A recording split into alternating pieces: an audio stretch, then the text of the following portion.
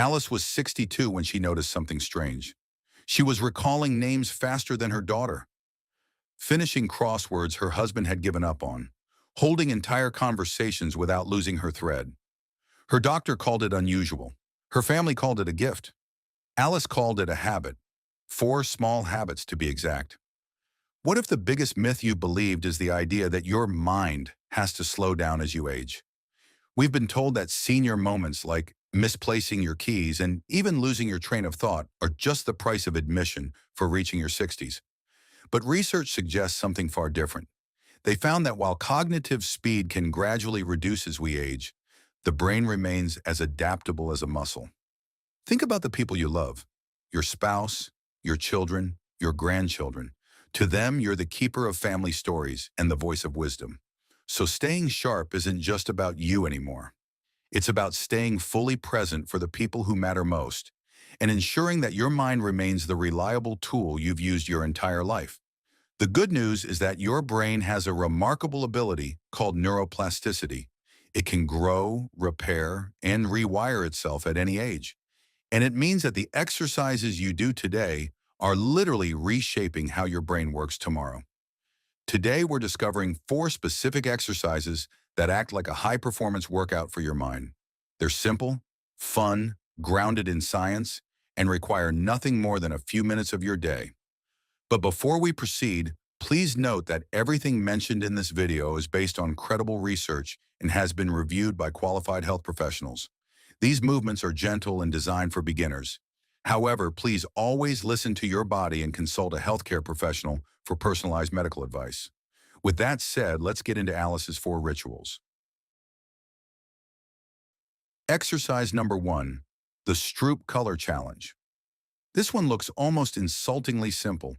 Most people are confident before they try it, and most people are humbled within 10 seconds. This movement directly targets the prefrontal cortex, which is the part of your brain responsible for focus, decision-making, and impulse control. This area sits just behind your forehead. It's also one of the first areas to show the effects of aging. Here's how it works. You'll see a color word on the screen like red, blue, or green, but the text itself will be printed in a different color. Your job is not to read the word. Your job is to say the color of the ink. So if the word red appears in blue ink, you say blue. Go ahead and try it right now with the images on screen. Say the color of the ink out loud, not the word.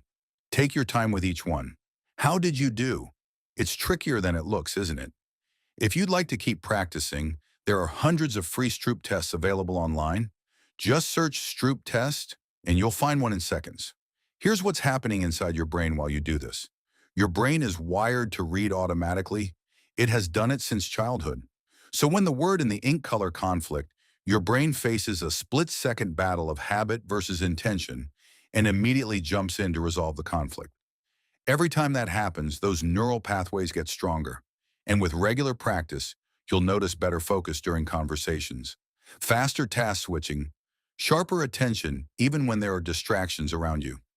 Studies have consistently shown that adults who regularly train with conflict-based tasks show measurable improvements in executive function, which are the very skills that keep daily life running smoothly.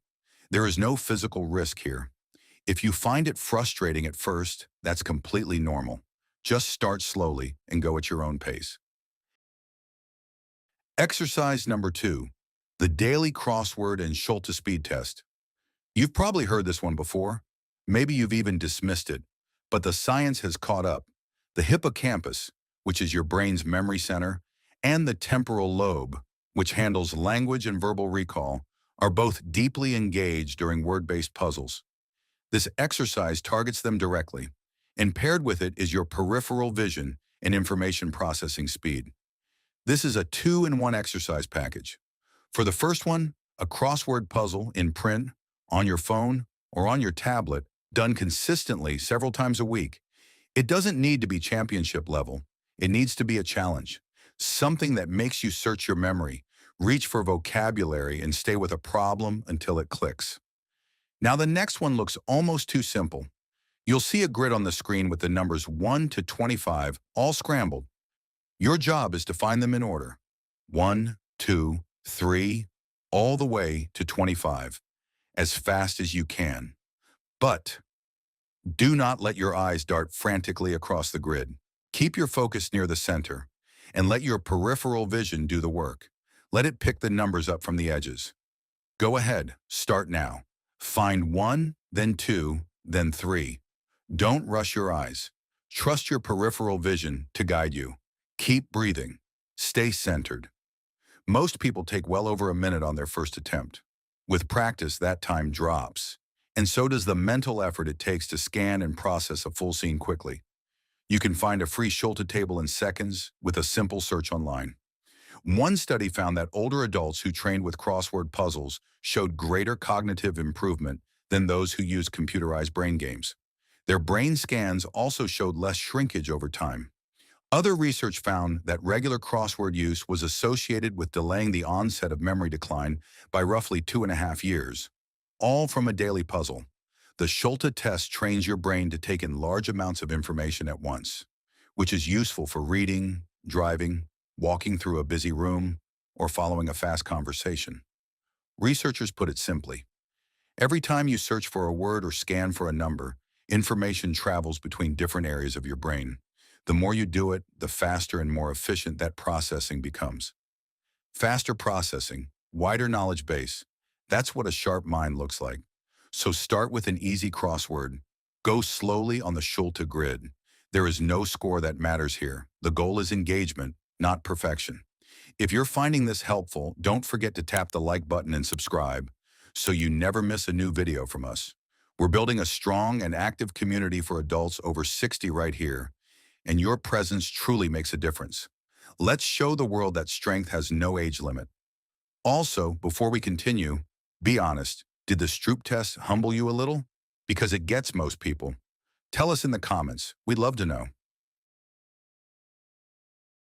Exercise number 3, the non-dominant hand task.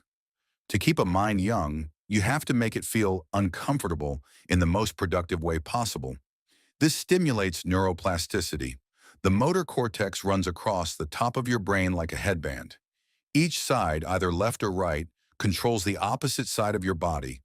Using your non-dominant hand activates the side of your motor cortex you rarely use.